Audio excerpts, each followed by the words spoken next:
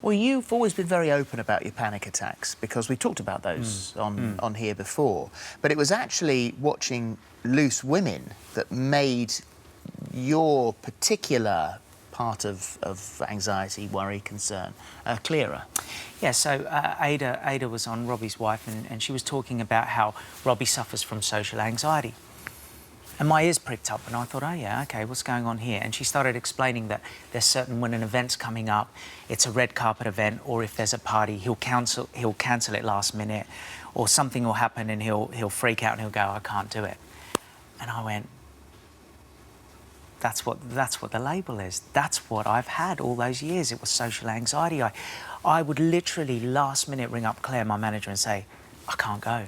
She'd be like, what's wrong? My windscreen wiper's broken. I would say anything to get out of it. And it was because it was a social anxiety. And you think you can pinpoint the moment this started to growing up in Australia? Yeah. And I mean, you had some really tough times there. I did, and I mean, you know, it was a very, very rough time. I was speaking to someone out the back that being Greek and having an English accent and going to a place in Australia where there were no ethnics, there were no Italians, no Greeks, and here I was, this outcast of a family. Yes, we were picked on. Don't really have anything bad to say about that now, because I understand that that was the time. You know, people were... You had a gun held to you there, didn't you? I did. Well, I had a knife held at me in Sydney, which really scared me. That's what started the fear of going to nightclubs and things like that, anywhere where there was people getting drunk and I didn't know my surroundings. But it manifested itself, and I guess I'm here today to say, actually, people say it's not curable. They say that you learn to live with it. That's not true. It's curable. Well, for a while, it was all-consuming because it escalated. You were having 20 panic attacks a day. You said you'd considered suicide. You spent 2.5 weeks in a psychiatric hospital in New York. You know, so this was all-consuming. Yeah, and I mean, you know, you can say, yes, it's been character building and it's made me a better person and, you know, it's made me love my family more and my friends, and yes, it's crippling. But what happens is that it then gets, after you overcome that part of it, other things happen. You start getting fear of different things, and all of a sudden you think, this is my life, I've got to accept it, that's it. Not true. So what do you? So therefore, what did you do? Because there'll be people here going, OK, well, if I can get over it, how do I get over it? What are the steps I need to take? People have very weird views on medication. They have weird views about therapy. I can tell you that both of them work.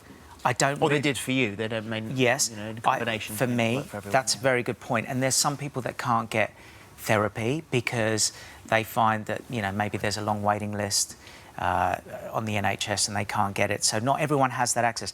However, for me, I wanted to say that people that have medication and say, yes, medication works, I feel great.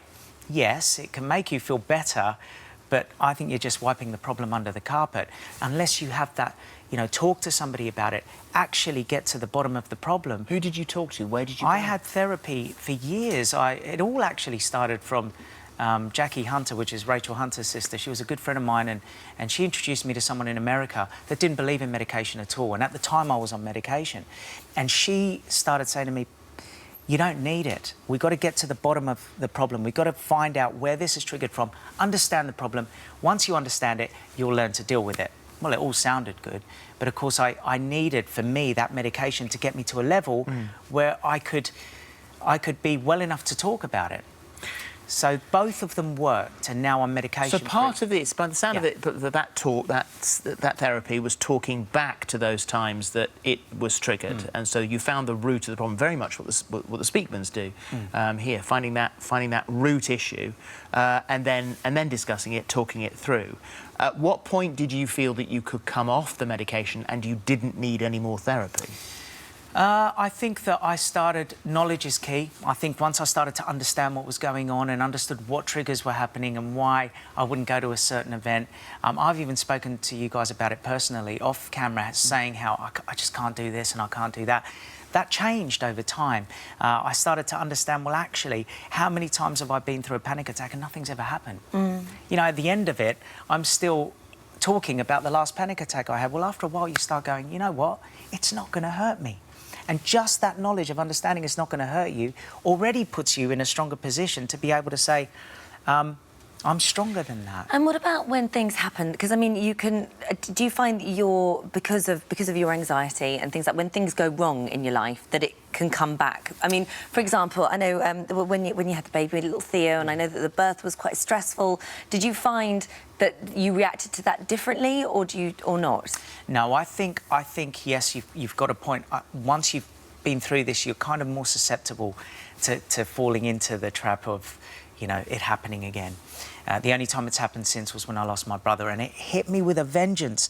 I was medication-free. I thought, I don't need this in my life.